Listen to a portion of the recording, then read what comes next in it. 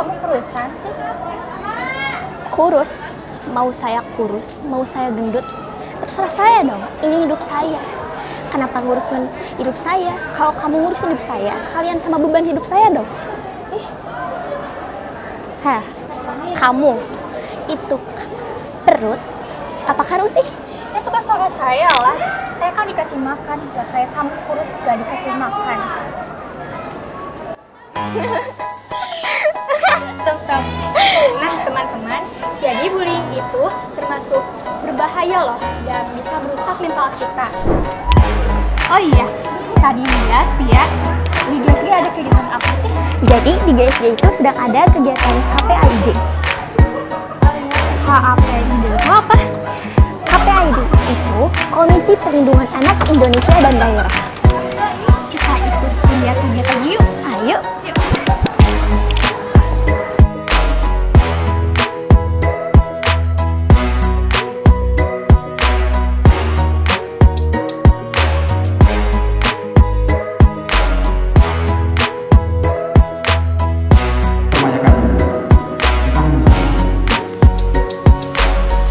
Kemarin di Tasik Utara, selama 3 tahun anak itu dicabuli oleh ayah kandung. Terus ada enggak yang digauli atau dicabuli oleh ayah sambungnya? Banyak. Yang dikawin mah ibunya, tetapi yang digauli adalah anak tirinya. Apakah kita banyak? Banyak. Dan hari ini pun saya datang ke Kecamatan Bantar Kalong adalah dalam kerangka mengungkap apakah betul apa tidak ada anak sambung yang digauli oleh ayah tirinya. Terus kekerasan apa lagi? Apakah anak kita ketika anak kita itu bermain dengan teman-temannya apakah aman? Tidak. Tidak aman juga. Karena faktanya bahwa anak-anak kita terjadi sebuah kekerasan, terjadi sebuah kekerasan seksual, kekerasan bullying itu terjadi juga pada lingkungan lainnya. Terus apakah juga ketika anak kita di pesantren apakah aman? Tidak juga. Bahkan beberapa minggu yang lalu saya melakukan penyidikan di salah satu pesantren karena diduga bahwa oknum ajengan itu yang merupakan juga pemilik di Tasik Utara ternyata dia juga melakukan cabut kepada santri. Kemudian saya tanya, betul apa tidak? Iya Pak, betul. Setelah faktanya kami miliki, kenapa kamu melakukan itu? Apakah istri kamu tidak cantik? Cantik Pak. Apakah istri kamu tidak memuaskan? Terus apa yang menyebabkan kamu sampai kamu melakukan perbuatan cabul sama santrimu? Jawabannya adalah mohon maaf Pak, saya terlalu sering membuka konten-konten porno di handphone. Itu ajengan. Gimana kalau siswa? Gimana kalau guru biasa? Gitu. Sebelum nanti kita masuk ke bunyi. Artinya bahwa saya ingin menyampaikan bahwa saya pastikan bahwa anak-anak kita selama kemarin daring tidak dalam kondisi baik-baik saja. Saya ingin memastikan bahwa pasca peralihan dari manual ke kalau ibarat gunung, bahwa tumpukan gunung itu adalah terdiri dari tumpukan-tumpukan batu, di mana tumpukan-tumpukan batu itu hanya dibalut dengan tumpukan-tumpukan pasir. Ketika pasir ini dihantam oleh hujan, dihantam oleh angin, dihantam oleh badai, kemudian meruluk katakanlah satu persatu, maka tunggu saatnya gunung ini juga akan longsor. Itu pun yang terjadi pada kita. Kemudian apakah anak kita ketika ada di sekolah aman? Tidak juga. Sampai ketika anak kita ngaji di masjid apakah aman? Tidak. Sebab faktanya juga KPI pernah melaporkan oknum ajengan yang melakukan tindakan sodomi di mana TKP-nya itu di masjid. Di masjid. Ada di kita ada. Gitu. Terus terakhir, bagaimana Pak kalau anak kita ada di kantor polisi aman tidak? Tidak. Sebab saya pernah melaporkan salah satu oknum polisi yang notabene adalah dia seorang perwira melakukan tindakan kekerasan seksual di ruangan kerja. Itu pernah saya lakukan.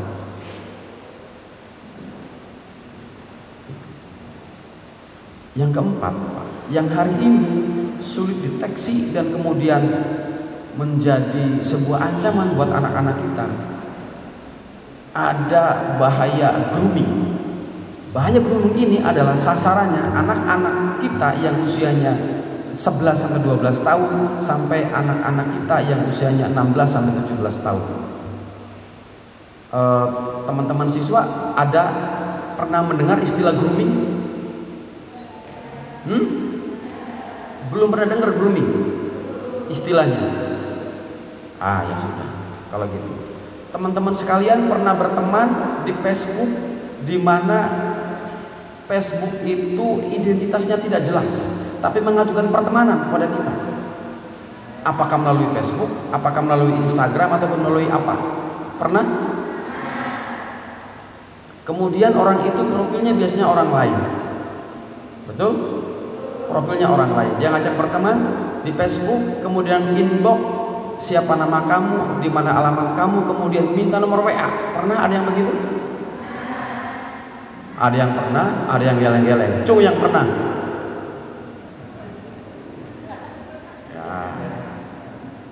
Oh, yang di belakang satu, iya bagus. Oke. Kemudian para siswa sekalian, ibu dan bapak guru sekalian, terjadi di Kabupaten Tasikmalaya bukan satu dua, tapi banyak korbannya.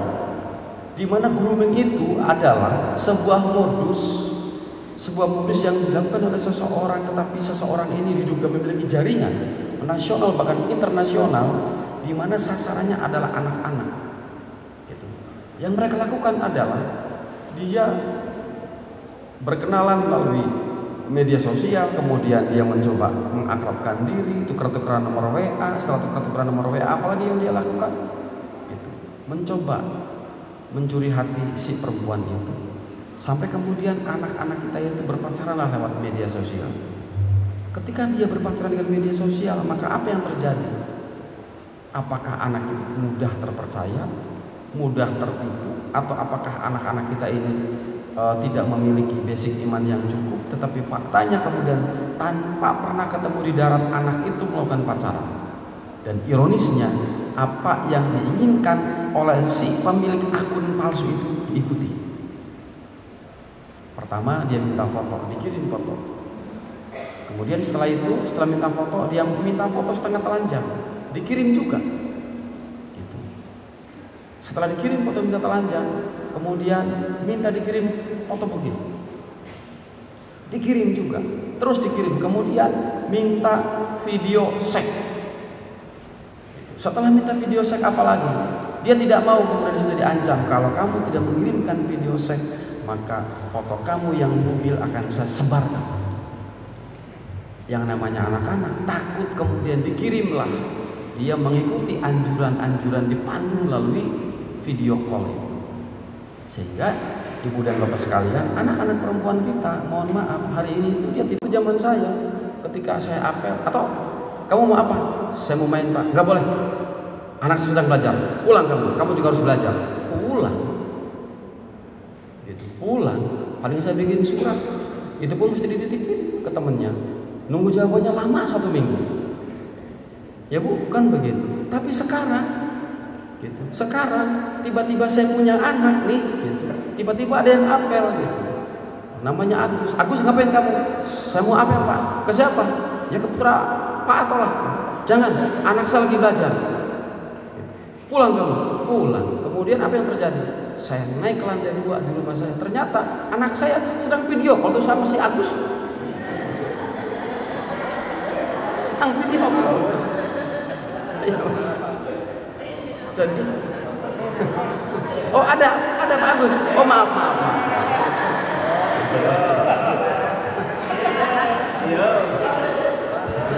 Ya.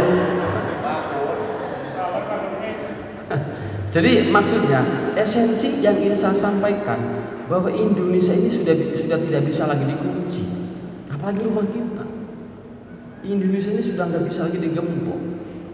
Zaman milenial hari ini tidak lagi dibatasi oleh benua-benua. Zaman milenial hari ini tidak lagi dibatasi bahwa kamu Indonesia, kamu Singapura, kamu Amerika, tidak bisa. Gembok sudah tidak lagi berlaku. Gemboknya hanya ada dalam hati, yaitu akhlak. Kalau akhlak juga hari ini kita sudah tidak punya gembok, sudah apalagi yang diterima. Ini terjadi pada era sekarang. Dulu saya ingin sampaikan bahwa peradaban, saya pikir Bapak dan Ibu guru lebih paham ini. Peradaban dari jalan kaki di roda 2 itu kan butuh waktu ratusan tahun evolusinya. Dari roda 2 kemudian dari roda 3, roda 4 itu juga butuh waktu ratusan tahun evolusinya. Kemudian dari roda manual dijelmakan menjadi mesin itu juga butuh waktu ratusan tahun. Gitu. Sehingga dari sebuah perjalanan evolusi yang ratusan tahun itu kemudian menjelmalah menjadi mobil yang hari ini kita bisa nikmati. Sekarang di tahun-tahun zaman ketiga kalau saya menyebutnya, kemarin kita zaman tradisional, kemudian masuk ke zaman modern, sekarang masuk ke zaman milenial. Dimasuk di zaman milenial, revolusi ini berjalan sangat cepat. Kurang lebih 20 tahun semua kehidupan berubah. Dulu waktu saya masih nyusun skripsi, pakai mesin tik. Gitu. Dulu kalau saya kangen, ibu bapak, anak-anakku sekalian, zaman saya pacaran dulu tahun 94, 95, kalau kangen itu sakit, tersiksa kalau kangen sama pacar itu. Saya pengen cerita nih, saya pengen cerita sama anak-anak sekalian. Dulu zaman saya, zaman ibu dan bapak guru kalian, ketika kangen apa yang dilakukan? Pergi ke pasar atau ke tukang fotokopi, nyari apa? Nyari kertas yang warnanya pink, yang baunya harum. Beli amplopnya. Kemudian dari situ apa yang dilakukan? Masuk ke kamar, semalaman tuh nggak bisa tidur, hanya merangkai kata, mengukir bahasa. Iya, itu zaman saya, betul itu ya. Cintaku, kebetulan saya kan besarnya di Jawa gitu kan, gitu, cintaku sekonyong-konyong koder kan gitu, itu cintaku hanya untukmu, cah ayu sih bocah pinter kan gitu ya. Di situ saya rangkai sebuah kalimat, sebuah bahasa yang indah gitu. Bahwa cintaku hanya untukmu gitu. Kalau hari ini aku merindukanmu, maka kamu pun kamu harap merindukanku. Kan begitu. Cintaku belum ada contohnya di dunia ini. Itu perjalanan cinta Romeo dan Juliet tentu tidak bisa dibandingkan antara cintaku denganmu, karena cintaku lebih agung daripada cintanya Romeo dan Juliet. Sampai sejauh itu dirangkai, kemudian ditutup dengan akhiran 4 kali 4 16, 4 tidak sempat harap dibalas, kan begitu dulu.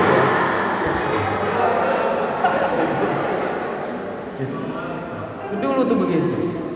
Kemudian setelah itu kemana lagi datangnya? Ke kantor pos nih, ke kantor pos dikirim. Kalau pengen cepat maka rangkonya harus yang 2000, kertasnya kertas amplop kilat yang warnanya agak biru-biru musem-musem itu ya. Gitu. Sekarang sudah nggak ada lagi. Gitu. Datang ke kantor pos dikirim. Setelah itu apa yang saya lakukan? Saya nunggu di kosan itu, nungguin tukang pos. Ketika ada yang datang, kotak. Ini jangan-jangan balasan surat nih. Bukan, nunggu lagi. Hanya menunggu. Dan kemudian ketika dikirim surat itu, pos, bos apa pak? Atau alhamdulillah berbunga-bunga tuh.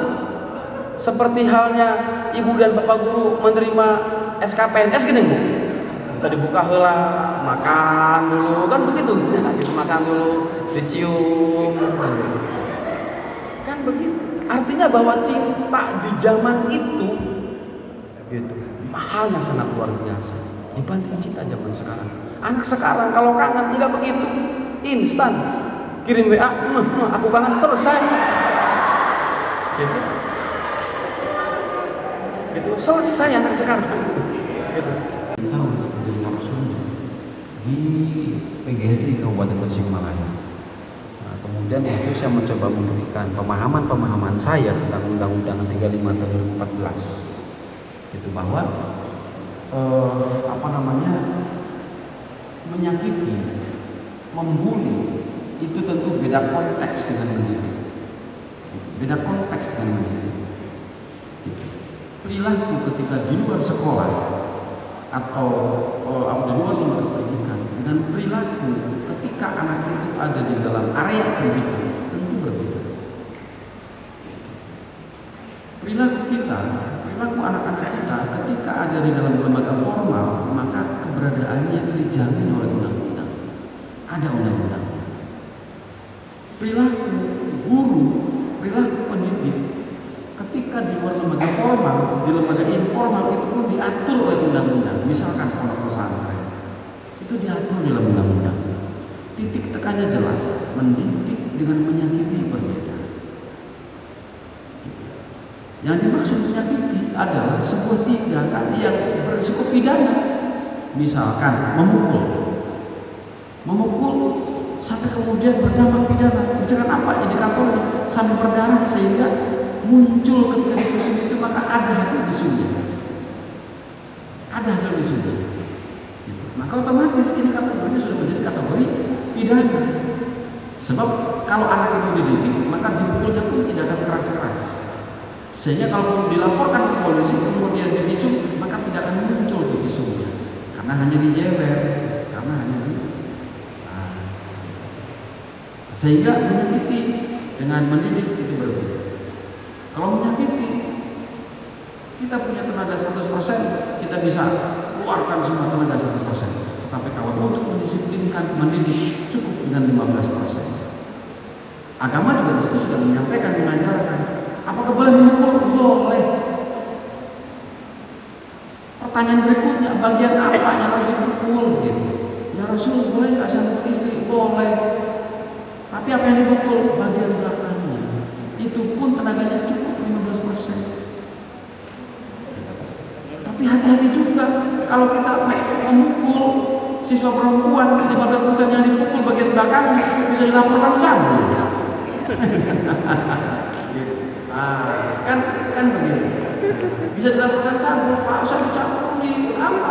Bagian belakang saya, Pak, dipegang sama apa dipegangnya? Atau jangan sama tangan, mukulnya, kan ada alatnya. Gitu, ada alatnya.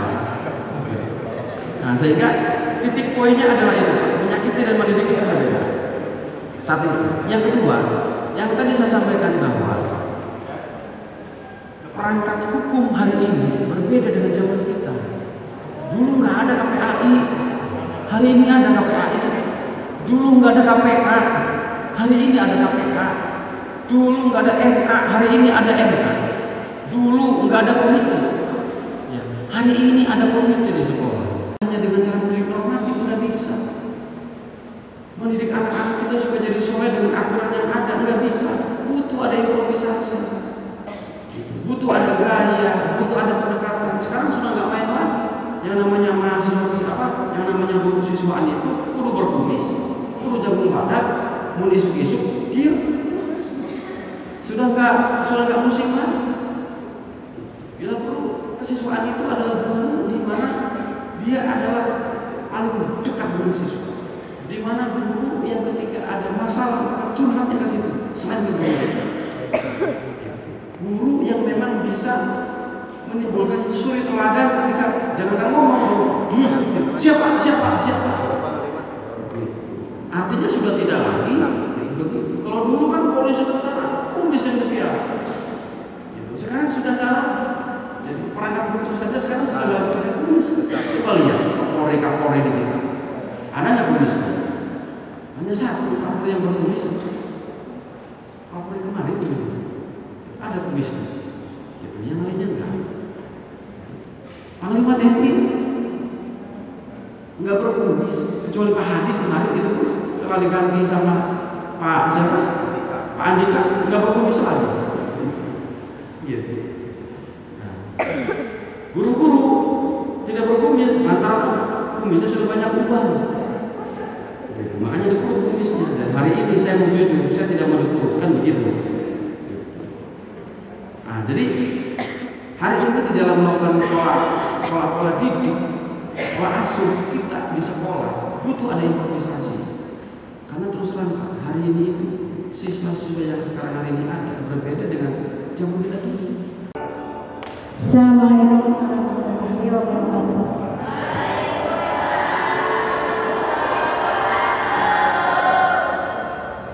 Terima kasih atas kesempatannya, Pak. Setelah saya menyimak penjelasan yang begitu panjang dari Bapak tentang bullying, Pak, ini inti permasalahan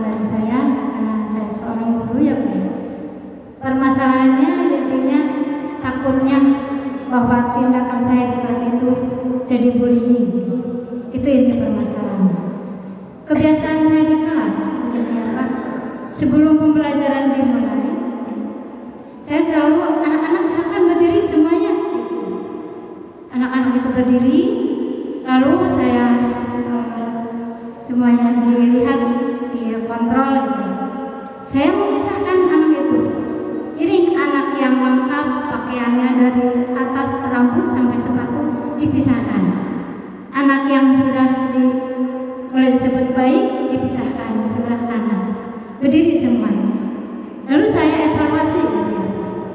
Nah, anak itu merasa ya ada yang merasa mungkin itu menjadi pendidikan atau menjadi pelajaran atau yang sudah lengkap atau yang sudah baik, anak itu merasa saya menjadi contoh.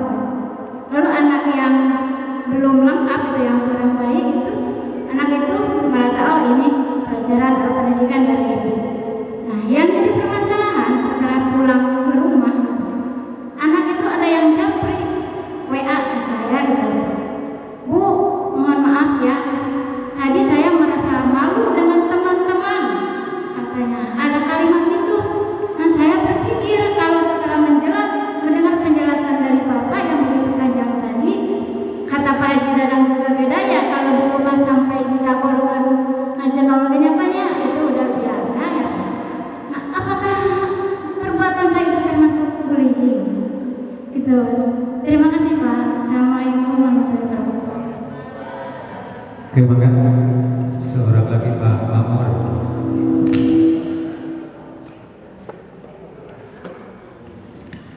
Assalamualaikum warahmatullahi wabarakatuh. Ya, sebelumnya alhamdulillah dengan pertemuan ini mungkin bisa menambah wawasan kita semua tentang apa arti itu bullying atau perundungan. Sebenarnya banyak yang mau saya akan pertanyakan tentang perihal tentang perundungan dan bullying.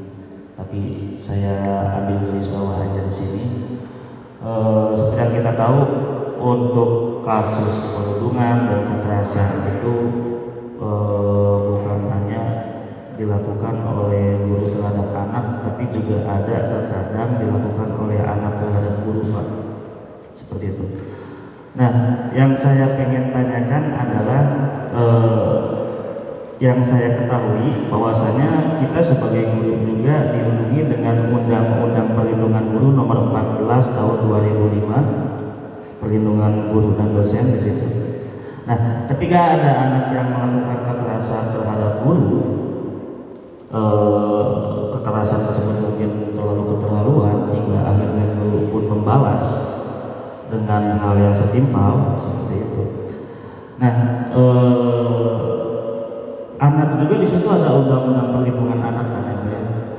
Nah, kalau umpamanya di situ Bapak dibenturkan dengan persoalan antara undang-undang perlindungan guru dan perlindungan anak, seperti yang saya contohkan tadi, bahwasanya ada anak melakukan kekerasan pada guru dan guru juga membalas itu kepada anak, itu bagaimana Pak? Terima kasih. Assalamualaikum warahmatullahi wabarakatuh. Pendidikan di dunia modern, di mana anak-anak kita punya keberanian di atas rata-rata dibanding zaman kita. Gitu.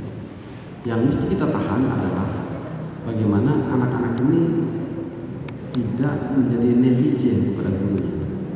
Ini yang mesti kita tahan.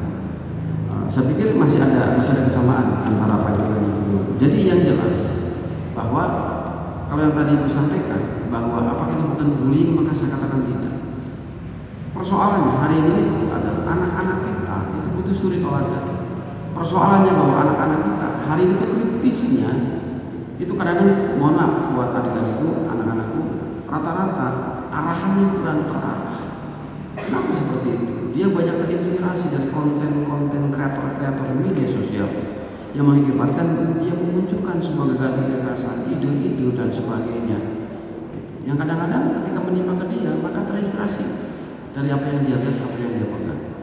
Gitu. Sehingga interaksi anak-anak kita dulu mungkin kepegang sama guru. Karena asupan-asupan pendidikannya itu hanya dari kita. Tapi hari ini yang bisa saya sampaikan, asupan anak-anak kita dari media sosial ini sangat dahsyat. Gitu. Pertemuan juga antara anak dengan media sosial setiap saat, setiap hari. Anak-anak kita bergantung kepada media sosial. Sehingga posisi hari ini itu yang tadi disampaikan, kenapa guru terancam nyaris kita kehilangan kepercayaan oleh siswa ketika guru itu tidak bisa mengembangkan kreativitas di dalam memberikan pola didik dan pola asuh di sekolah. Sehingga yang tadi muncul tadi rasa sensitivitas ketika hak-haknya itu terganggu, ketika kepribadian terganggu, maka dia akan komplain tanpa dia punya dasar. Kita nggak usah jauh-jauh itu, kita ngedidik anak kita. Anak 3 tahun sudah bisa komplain ke orang tuanya. Anak 5 tahun sudah bisa protes. Gitu. Sudah bisa protes. Dan saya pikir ini juga kita berangkatnya mesti dari kita. Yang jelas, yang tadi yang Ibu sampaikan bahwa apa itu adalah bullying, bukan. Yang tadi saya sampaikan, nanti berkorelasi. Gitu. Perilaku kita ketika di dalam sekolah maka dibalut oleh undang-undang pendidikan. Tetapi perilaku guru akan berhadapan dengan Undang-Undang 35 tahun 2014 ketika didapati ada unsur pidana. Apakah bersifat? Tidak. Tetapi siapapun, dimanapun, kapanpun, ketika melakukan unsur pidana, maka di situ undang-undang akan masuk. Apakah di perguruan tinggi, apakah di sekolah, apakah di pesantren, di instansi kepolisian, di tentara, sama.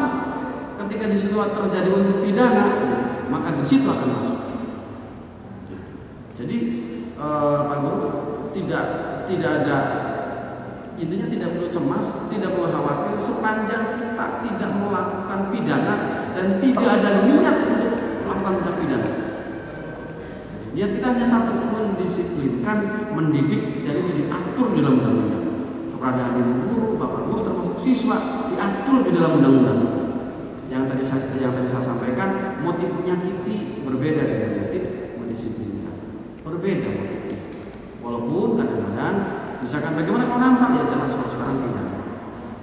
Gitu. Bahkan ada lagi yang masuk kategori bullying. Ini terjadi pada anak-anak SD. Ketika apa? Ketika rambutnya dipotong oleh gurunya. Dulu waktu zaman saya ada kesiswaan masuk ke kelas. Begitu masuk ke kelas, mana yang dengan gondrong, kamu keluar, kan langsung dipotong. Sekarang nggak bisa. Diberikan peringatan. Setelah diberikan peringatan, dikasih surat orang tuanya bahwa anak ketika tahapan-tahapan itu tidak bisa dilakukan, maka itu bisa dieksekusi di sekolah. Sehingga di situ hadir komite. Komite itu adalah fungsinya bukan saja membahas angka, bukan saja membahas bagaimana persoalan-persoalan terkait dengan pembangunan, tetapi membahas perihal tentang bagaimana pola didik, pola asuh kepada siswa. Ketika ada masalah-masalah terkait dengan pendidikan, maka curhatnya itu yang menjadi pelabuhan curhat itu adalah komite. Itu adalah komite. Terus bagaimana?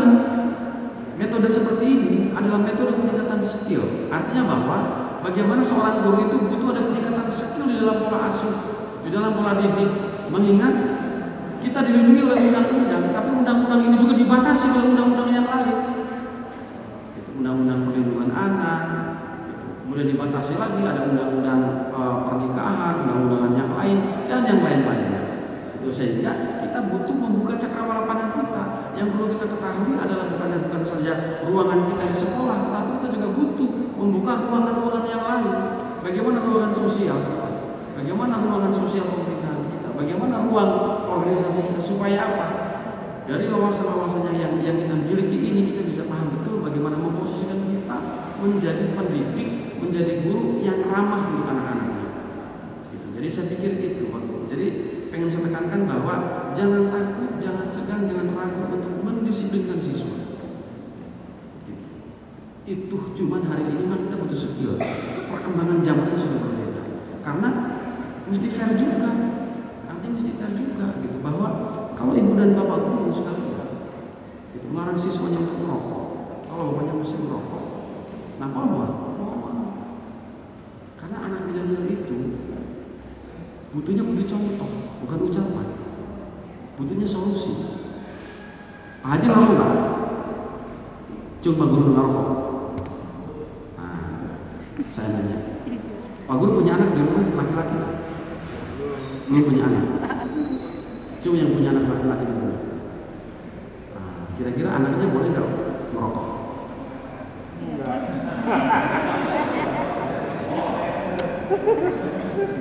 Jadi maksudnya, kadang-kadang orang tua itu egois.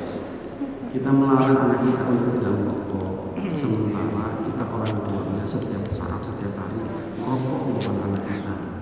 Bahkan ketika rokoknya itu habis, itunya, maka biasanya itu ya panggil misalkan rokok ke bapak manis, saya rokoknya kan gitu.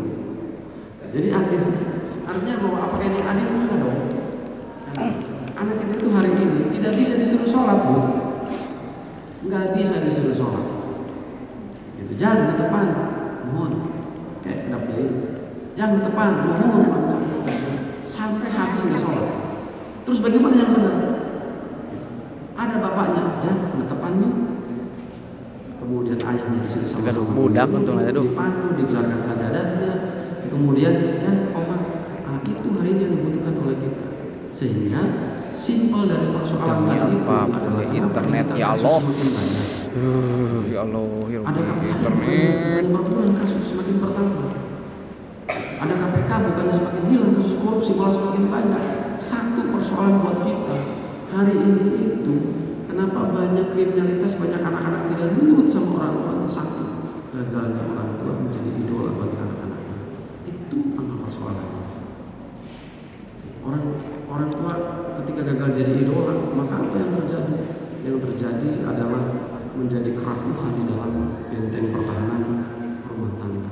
Kalau benteng pertahanan rumah tangga kita itu rapuh, maka yang terjadi isme-isme dalam bentuk apapun itu bisa masuk. Itu bisa masuk. Ketika isme-isme ini masuk ke dalam rumah, maka dampaknya kemana? Ke sekolah. Anak jadi bandel, anak jadi ngomong kasar, anak jadi ngomong berperilaku yang aneh-aneh. Itu dari rumah berangkatnya. Itu dari rumah berangkatnya. Sehingga saya pikir kalau benteng pertahanan rumah itu semakin kuat, maka saya meyakini bahwa ini yang disebut dengan revolusi mental. Revolusi mental itu adalah bagaimana menciptakan dari rumah ke rumah para orang tuanya bisa menjadi idola bagi anak-anaknya. Maka dengan ini bisa dilakukan ketika ini dilakukan satu sekolah, satu kampung, satu desa, maka saya yakin ini bisa menjadi sebuah sekoci yang bergerak bersama-sama yang bisa menyelamatkan Indonesia. Saya pikir itu Bapak Ibu jadi tidak perlu khawatir, tidak perlu takut dengan apa yang sudah kita lakukan. Dan satu lagi, persoalan yang ada di sekolah tidak selamanya bisa dituntaskan di sekolah. Sehingga kita butuh lembaga-lembaga lain yang bisa bersinergi dengan sekolah. Contoh misalnya, kalau misalkan siswa kita menjadi kasus korban perkosaan, apakah sekolah bisa menyelesaikan? Tidak. Ketika anak-anak kita misalkan terpapar kelompok terorisme atau terpapar kelompok LGBT, apakah bisa sekolah? Tidak. Terus ketika kita kasih tahu orang tuanya, apakah dia mau terima? Belum tentu. Sebab biasanya kadang-kadang kelemahan orang tua kita itu, gitunya, sok tenampi pami kurang kali nak dilepaskan sekolah. Sehingga kita butuh alat yang lain, butuh lembaga lain yang bisa menyelesaikan masalah ini. Sehingga proses hari ini, persoalan anak, persoalan bullying dan lain sebagainya, ini tidak bisa dituntaskan oleh kita saja. Nah teman-teman, stop bullying. Dan kita harus menghargai sesama manusia, toleransi, dan harus menghargai kekurangan dan kelebihan masing-masing. Oke, tetap stay tune aja di YouTube SMK Negeri Bantar Kalong.